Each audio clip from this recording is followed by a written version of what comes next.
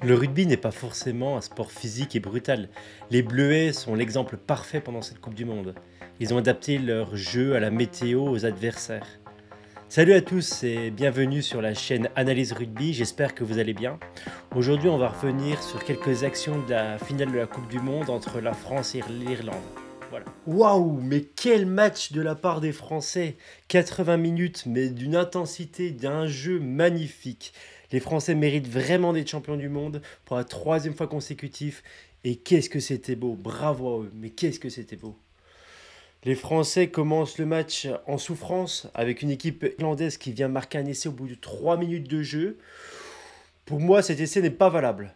Pourquoi? Parce que le numéro 9 rampe, marque un essai en deux temps. On peut voir que ici, il se relève, prend ses appuis sur le coude et son genou et glisse jusqu'à la ligne d'en but. L'arbitre, M. Schneider, l'arbitre du match, décide d'accepter l'essai. Mais pour moi, cet essai aurait dû être vu à la vidéo et refusé après l'arbitrage vidéo. À la 13e minute, on a Paul Coste qui prend le ballon et qui refuse d'aller au contact. Il vient battre son défenseur grâce à ce pas en arrière et prend de vitesse les autres défenseurs. Ici, grâce à un crochet extérieur. Il évite toujours le contact, Paul Coste. À ce moment-là, il arrive à accélérer dans un mini trou et fixer jusqu'à 3 défenseurs qu'on peut le voir ici. Il arrive à passer ses bras pour faire une passe offload à son ailier qui lui la réceptionne. Pour moi, cette passe est un peu en avant, mais bon, vu le premier essai, on n'a rien vu et c'est pas grave pour la France. L'ailier choisit d'aller jouer son duel avec le numéro 15, tenir debout jusqu'à l'attente d'un soutien. Le soutien, il s'appelle Baptiste Genot. Il fait une superbe course et il arrive à prendre le ballon et à battre leur numéro 10 en accélérant le long de la touche. Il sera même carrément collectif jusqu'au bout en passant le ballon à Mathis Ferté pour le premier essai des Français. 7-7 au bout de 14 minutes de jeu, le match est lancé. Les Français prennent le large et on se retrouve ici à la 60e minute. Une touche très très importante de la part des Irlandais qui peut relancer leur match, qui peut relancer cette finale. La touche est bien captée par les Irlandais. Le jeu va jusqu'au centre de terrain. Au centre du terrain, on retrouve deux troisièmes lignes, le numéro 7 et le numéro 8 irlandais. Le numéro 10 irlandais choisit de lancer le numéro 7 qui, lui, a 4 solutions. La première solution de l'Irlandais, c'est d'aller fixer lui-même et essayer d'avoir un soutien très rapide pour sortir le ballon très rapidement sur les ailes. La deuxième solution, c'est de jouer avec son ailier à l'intérieur qui arrive lancé, donc avec plus de vitesse. La troisième solution, c'est de trouver une passe derrière, dans le dos, cachée, pour aller jouer directement sur l'extérieur. Et la dernière solution, qui est celle qui a été choisie, c'est celle de jouer ici avec une passe dans le dos. Ce joueur vient récupérer le ballon. Il a deux solutions maintenant. La première solution, c'est de lancer son numéro 8 tout droit ou de jouer dans le dos avec un autre centre. À ce moment-là, la solution qui est préférable pour moi, ça serait d'aller jouer dans le dos ici pour aller jouer sur l'extérieur. On peut voir sur l'extérieur qu'il y a vraiment beaucoup d'espace. La solution pour moi, elle était là, elle a été allée jouer sur l'extérieur et de ne pas défier les Français. Sauf que le choix qui est fait, au final, c'est de lancer le numéro 8, plein fer ici. Le plaquage est très performant des Français avec une très belle montée en ligne sans se jeter. Et à ce moment-là, les Irlandais, au final, ils ont fait un temps d'action et ils n'ont pas avancé un centimètre.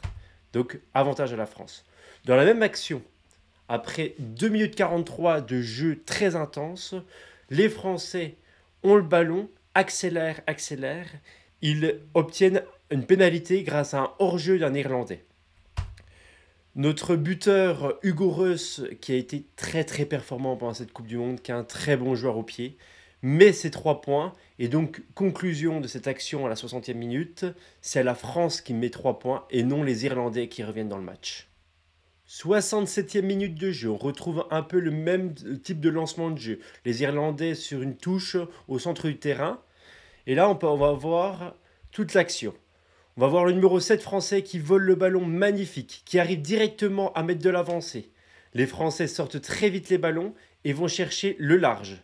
Paul Coste joue son duel et tout accéléré.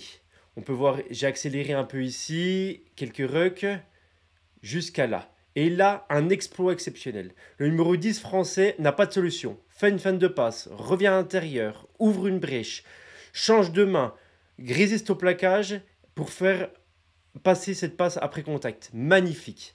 Sortie de balle rapide des Français, sortie de balle très rapide des Français. Tout le monde s'y met, tout le monde accélère jusqu'à ici, sortir, jouer le duel, jouer le surnombre et essai. Deuxième essai de Mathis Ferté. Magnifique essai, bravo les Français, on se régale. Conclusion à la fin de ce match, les Français le remportent 50-14, 7 essais contre 2. En tout, les Français, ils ont marqué 51 points par match en moyenne sur toute la Coupe du Monde. Et ils ont pris 18 points. C'est exceptionnel. Ils ont mis 51 points par match.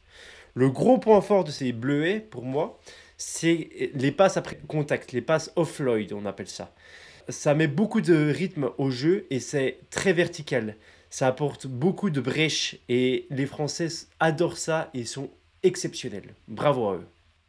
En top pour moi, pour cette finale, celui qui a vraiment été magnifique, même si c'est très difficile parce que tous les Français ont été exceptionnellement forts et magnifiques, c'est le numéro 7 français, Oscar Gigoux. Oscar Gigoux, en touche, il a été monstrueux. Il a tout pris les ballons, autant en touche défensive qu'offensive. Il a vraiment embêté l'alignement irlandais. Ballon en main, pareil, c'est vraiment un danger. Au plaquage, c'était un monstre. Bravo à lui. Et en flop, eh ben, il a fait une bonne Coupe du Monde pourtant, mais là, il a été plutôt en dessous. C'est le numéro 10 irlandais, Sam Procrast, qui lui a trouvé des petites pénales touches, loupé quelques plaquages et surtout la gestion du jeu n'a pas été à la hauteur pour cette finale. Il n'a pas réussi à mettre de danger à cette ligne. Bon, maintenant, au lendemain de cette magnifique Coupe du Monde des Bleuets, on a l'équipe de France qui prépare sa Coupe du Monde à elle. Elle commence dans un mois, il y a 4 matchs de préparation. Elle met beaucoup d'intensité et on espère de tout cœur qu'elle termine pareil. J'espère que cette analyse vous a plu. On se retrouve très rapidement pour les matchs de préparation de l'équipe de France contre l'Écosse. D'ici là, je vous dis ciao. J'espère que vous allez vous abonner et puis liker cette vidéo si ça vous a plu. Voilà, partagez-la. Je vous remercie en tout cas. Ciao.